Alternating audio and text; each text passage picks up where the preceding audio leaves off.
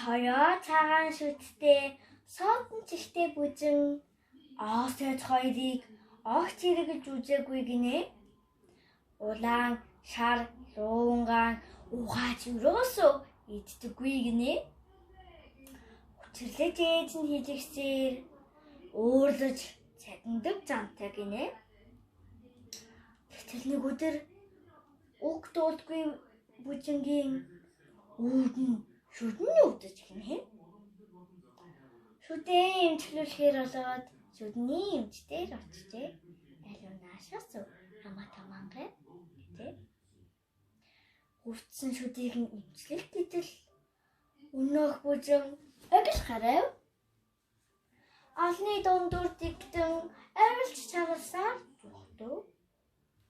зүхтөөж зайлж чадсан ч зөвөрчүүд нь янгансаар л тухтай амарч чадахгүй, тухтай тоглож чадахгүй. Дахин эмч дээр очиж эмчилж өгөхийг гуйжээ. Улаан шар луунгаан угаад цэвэрлж иддэг болжээ. Оосойц хоёулангийн одоо үргэлж хэрэгэлдэг болжээ. Баярлалаа.